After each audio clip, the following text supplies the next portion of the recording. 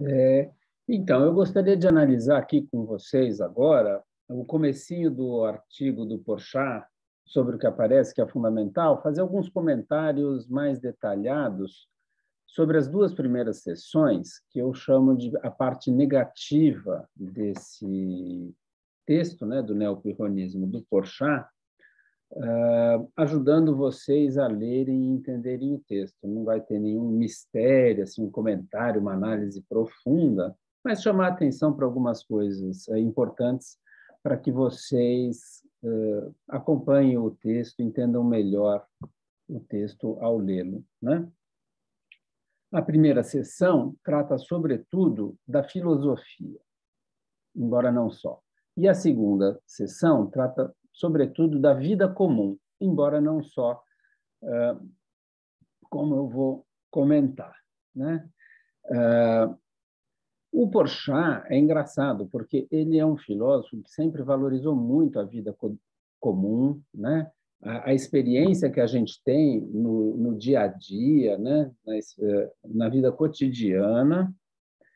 E, no entanto, ele passa muito rápido nesse comecinho da própria vida cotidiana para a filosofia, né? Ele comenta que a vida cotidiana traz, né, anomalias, incongruências, contradições, isto é, né, a gente tem certas expectativas na vida, a vida tem certas regularidades e, às vezes, essas regularidades não se cumprem, né?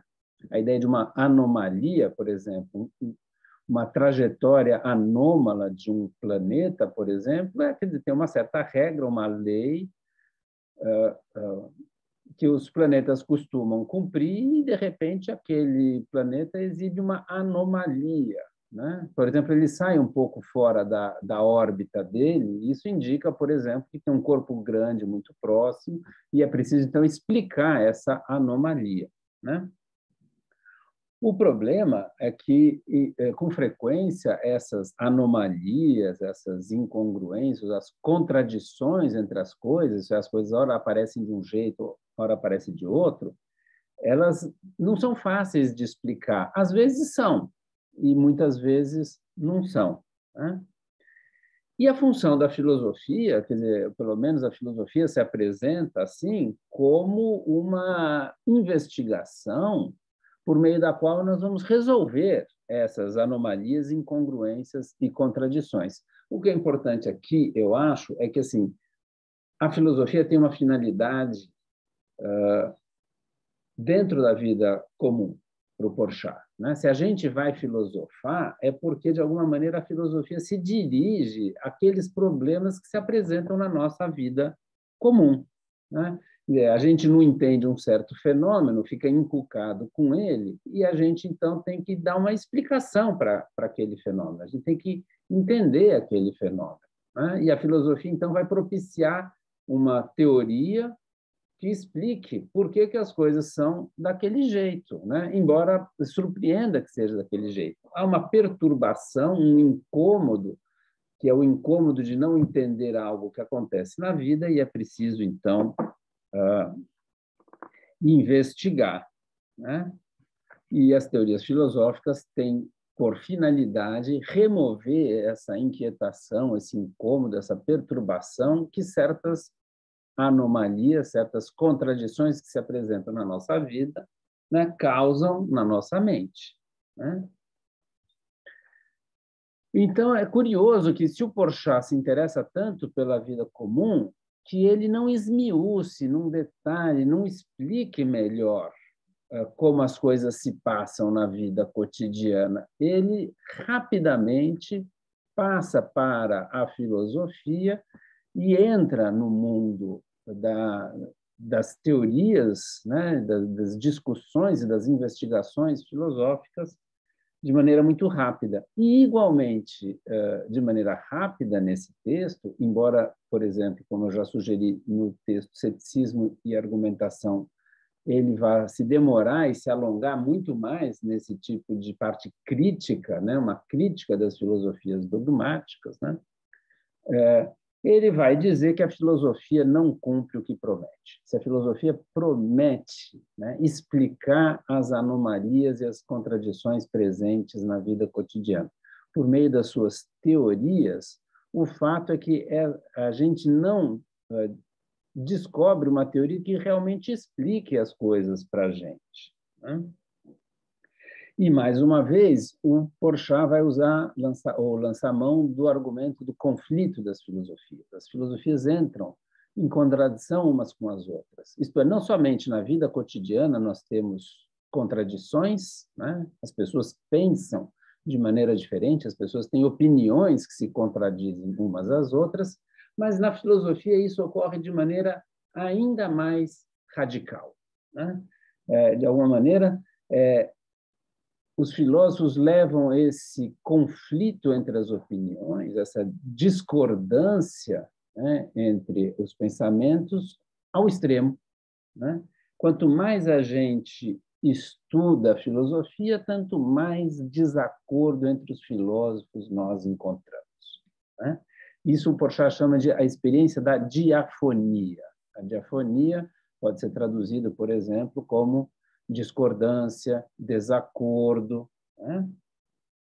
E esse desacordo, né, que nós vemos, é um fato que os filósofos estão uns em desacordo com os outros, porque basta ler os textos, eles se criticam mutuamente, um rejeita a tese do outro e o outro rejeita a tese de um, né? E eles argumentam uns contra os outros o tempo todo, né? Então, isso é uma experiência que a gente tem. Qualquer pessoa que se ponha a investigar filosoficamente se depara com esse fato das discordâncias entre os filósofos, né? É uma polêmica incessante entre teses que são incompatíveis entre si, isto é, eu não posso aceitar duas teses como verdadeiras, se uma é verdadeira, a outra será falsa, qualquer que seja a tese que a gente suponha verdadeira, né? E mais, né? Acho que nesse desacordo, os argumentos invocados pelos filósofos de um lado e de outro, eles se equivalem, né? Eles são todos mais ou menos igualmente persuasivos e a gente, então, não sabe muito bem a qual dessas teorias filosóficas assentir, né? As teses estão em disputa, elas disputam para que a gente possa aceitar uma como a verdadeira e rejeitar as outras como falsas, mas a questão que o Porchat coloca é como é que a gente vai escolher uma dessas doutrinas? Por que eu vou ser heideggeriano e não hegeliano, kantiano e não davidsoniano?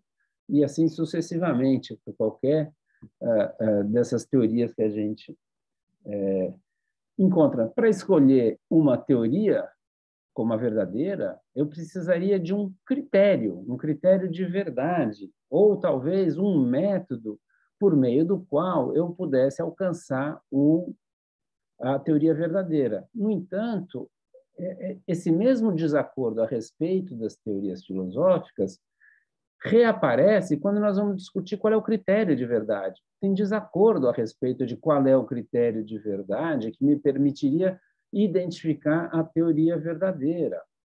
Também há desacordo sobre os métodos filosóficos, isto é, qual método eu deveria empregar para chegar a uma teoria verdadeira. Se há divergência sobre os métodos, e eu não sei qual é o método correto, se eu emprego um método, eu chego num resultado, se eu emprego outro método, eu chego em outro resultado.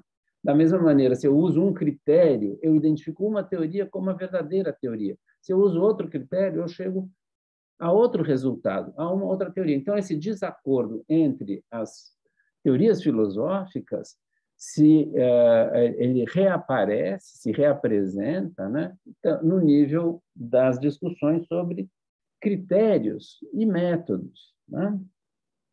De outro lado, também, parece que se alguém, então, se cansa um pouco dessa discussão e resolve simplesmente aceitar uma teoria como correta e não outra, o problema do desacordo permanece. Por que essa teoria que agora ela é proposta como a verdadeira, seja uma teoria que já foi descoberta, seja uma nova teoria que tenha sido inventada por alguém, né? essa nova teoria, ou essa asserção, né, de uma teoria que já está aí, né, já é conhecida, ela continua integrando o desacordo e não resolve o problema do desacordo, né?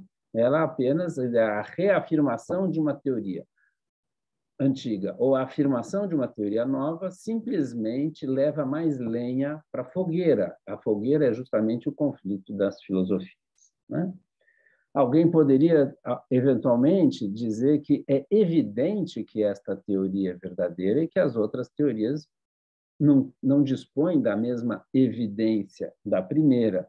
E aqui, mais uma vez, o argumento do desacordo se recoloca, porque alguns filósofos acham que uma coisa é evidente, outros filósofos acham que outra coisa é evidente. Os filósofos não se põem de acordo sobre a noção de evidência. Há desacordo sobre a noção de evidência, né? Então, esses são os argumentos que o Porchat usa sobre a igual persuasibilidade, ou essa repetição do desacordo a respeito de critérios, de métodos, da evidência, né? Essa persistência de um desacordo indecidível, porque nós não somos capazes, não conseguimos decidir a favor dessa ou daquela teoria, tudo isso levaria ao que vai aparecer já lá no parágrafo 7 e 8, vai levar à suspensão do juízo, à epoqué, né? Isto é, diante de um desacordo indecidível, né, para o qual nós não temos critérios, métodos, evidência para conseguir resolver isso, o resultado é que a gente suspende o juízo sobre todas as teorias filosóficas. Nenhuma teoria filosófica se impõe a nós como a verdadeira, tá certo?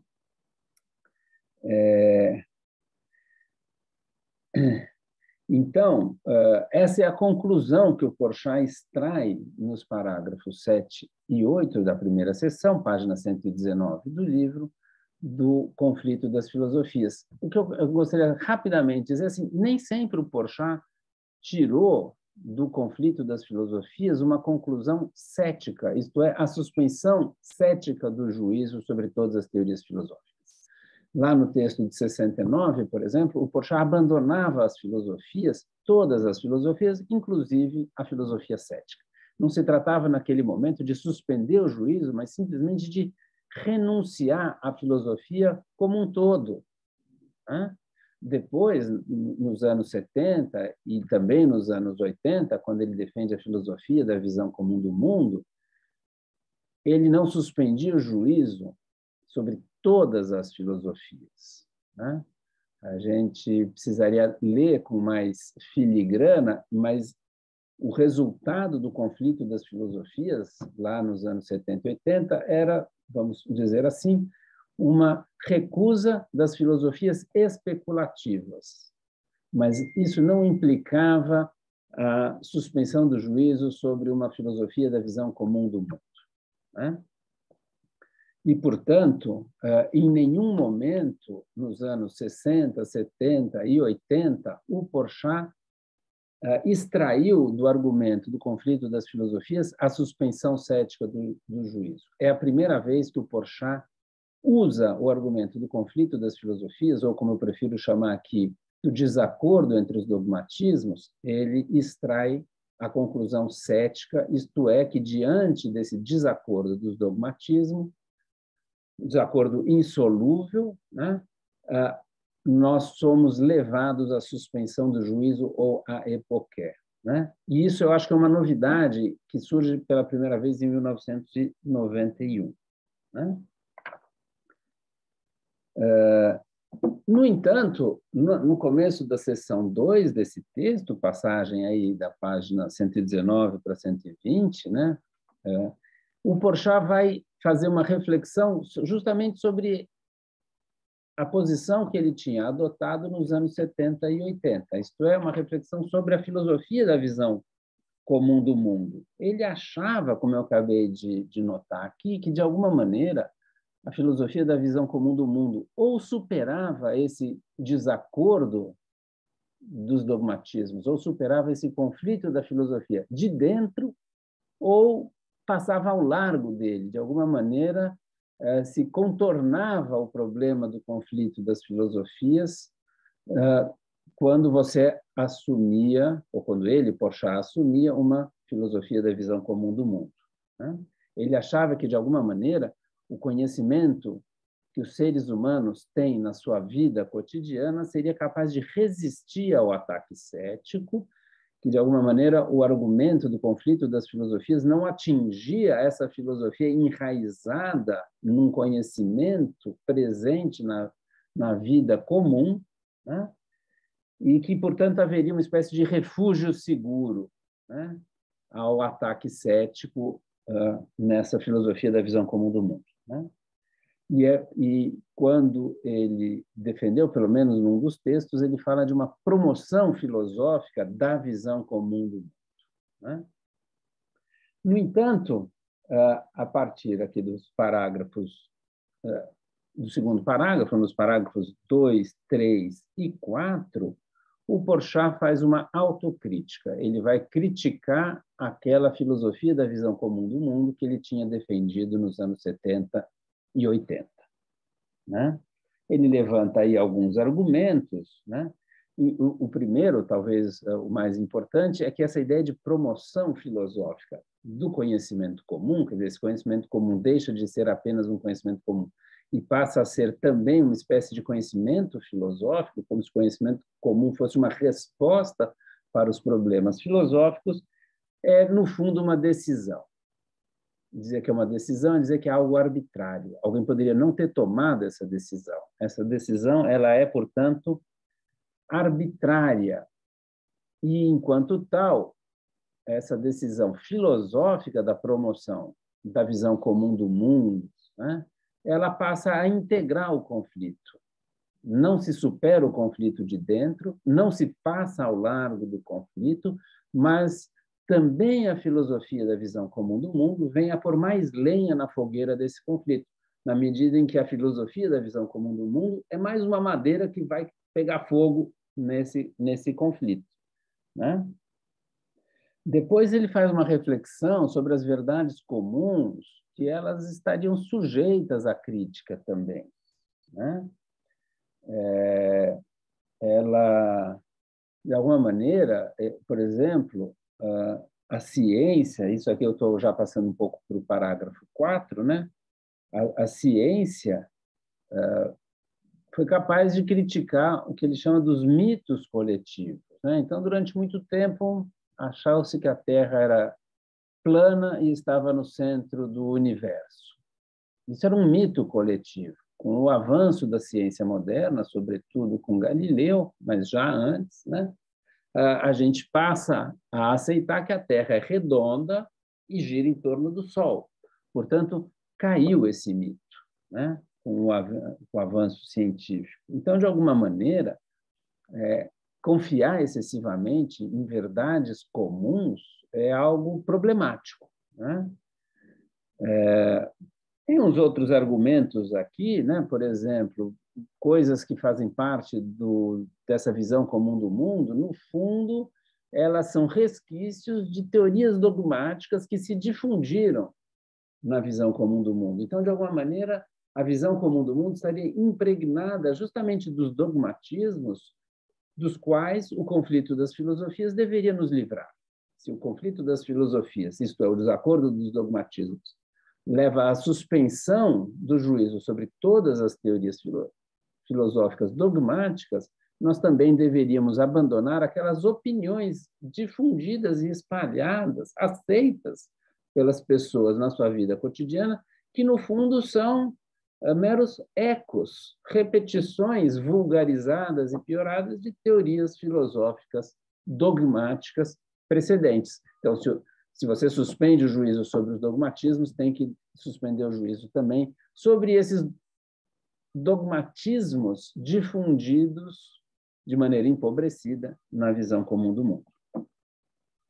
E isso permite o Porchat a fazer uma coisa, e aqui eu vou comentar, então, os parágrafos 5, 6 e 7 da seção 2, página 121, que me parece fundamentais. Porque se até aqui, nessa seção 2, o Porchat continuava ainda no domínio da filosofia, ele estava criticando a filosofia da visão comum do mundo que ele tinha aceitado antes, a partir do parágrafo 5, né, esse que começa, o homem comum, quando ele se faz dogmático, pois bem, a partir daí, ele volta a falar de uma pessoa na sua vida cotidiana. Ele não está mais falando do filósofo, ele está realmente falando das pessoas que não fazem filosofia, que às vezes não têm cultura nenhuma, praticamente, né? E ele vai, de alguma maneira, estender o dogmatismo da filosofia da visão comum do mundo, e talvez, de um modo geral, o dogmatismo de muitos filósofos, da imensa maioria dos filósofos, vai estender para o homem comum e vai dizer que também o homem comum é dogmático, né? Não é um dogmático sofisticado, não é um dogmatismo que se sustenta com base em argumentos refinados, uma articulação, né, muito bem feita de conceitos, de teses, né, de análises conceituais que os filósofos são capazes de fazer nessas discussões entre si, né? O homem comum não tem essa sofisticação, essa cultura, né, essa capacidade de elaborar um discurso refinado. No entanto, ainda assim, ele é, para o Porchat, ou ele pode ser, e frequentemente é, um dogmático também, né? Então, isso é interessante, porque o dogmatismo, do ponto de vista do Porchat, é interessante, não quer dizer que eu concorde, né? É interessante, sim, é, é uma posição que muita gente aceita, que há uma espécie de continuidade entre o dogmatismo do filósofo e o dogmatismo de uma pessoa comum na sua vida, né? Um é sofisticado, o outro não é, um é argumentado, o outro pode ser mero preconceito, um se faz uma discussão crítica de uma investigação, o outro é uma mera repetição de uma educação, mas, de qualquer maneira, né, tanto a pessoa comum na sua vida, né, quanto o filósofo, ao fazer a sua investigação filosófica e propor como uma verdade o resultado da sua investigação, nos dois casos há uma pretensão de uma verdade indiscutível e absoluta, né? Então, o Porchat vai concluir ali, né, que, no final das contas, o argumento do desacordo, o conflito das filosofias, ou o argumento dos desacordos, se aplica tanto ao filósofo quanto à pessoa comum na sua vida cotidiana, né? Então, eu vou citar aqui para vocês, para deixar bem claro, os mesmos procedimentos que minam os dogmas dos filósofos põem também em xeque as asserções dogmáticas do homem comum. Análogos argumentos se lhes aplicam e com idêntico resultado. Qual é o resultado para o Porchat? A suspensão do juízo, a epoqué. Então, ele continua. E nossa epoqué, isto é, nossa suspensão do juízo, assim atinge igualmente todo e qualquer discurso apofântico, no sentido etimológico do termo, filosófico ou não filosófico, sofisticado ou trivial, acompanhado ou desacompanhado de uma pretensa fundamentação, todo e qualquer discurso que nos queira fazer ver a verdade. Ela atinge toda e qualquer crença humana que, formulada num juízo, se proponha como conhecimento verdadeiro de uma dimensão qualquer do mundo. Fim da citação. Quer dizer, aqui está claríssimo que o argumento do desacordo das opiniões atinge filósofos e não filósofos. O que atinge é toda e qualquer afirmação que se pretenda verdadeira. Se eu disser agora é dia, eu pretendo, né, alguém me pergunta, né, já amanheceu? É dia? E eu vou responder, é dia. Como uma pessoa comum na minha vida cotidiana, eu faço uma afirmação. E ao dizer que é dia, eu pretendo que é verdade que é dia e é falso que é noite. Né? Bom, se eu digo é dia, respondendo a uma pergunta simples assim, entendeu? Já amanheceu, é dia, eu vou levantar, tomar café da manhã e respondo que sim, é dia. Né? Eu tenho uma pretensão à verdade. E essa verdade ela é indiscutível, porque é óbvio que é dia e não é noite para mim. De outro lado, ela é absoluta nesse sentido, quer dizer, não há nada que me convenceria de que não é dia. Quer dizer, se é uma verdade, ela não vai mudar, entende? Sendo dito agora, é dia, nessa circunstância, permanecerá sempre que é dia. Né? Claro, se eu espero 12 horas e afirmo é dia, aí a frase é dia vira falsa. Mas no momento que eu pronunciei ela, agora, no momento que eu estou pronunciando de novo, é dia, ela é verdadeira e não vai deixar de ser verdadeira. Né? O que o Porchat está dizendo é que essa epoquel, essa suspensão cética do juízo, atinge toda e qualquer afirmação. Quando ele fala discurso apofântico, no sentido etimológico do termo, ele quer dizer isso. Frases declarativas que afirmam como as coisas são, né? Ou que dizem que não são, elas são suscetíveis de serem verdadeiras ou falsas. Uma pergunta pode ser oportuna ou inoportuna. Uma ordem pode ser, digamos assim, adequada ou inadequada. Uma afirmação pode ser verdadeira ou falsa. Toda afirmação ela tem uma pretensão a ser verdadeira. Pode não ser, e aí ela é falsa, mas o valor de verdade dela é ou ela é verdadeira ou ela é falsa. E quando a gente afirma alguma coisa, a gente tem a pretensão de que aquilo que a gente afirma é verdadeiro.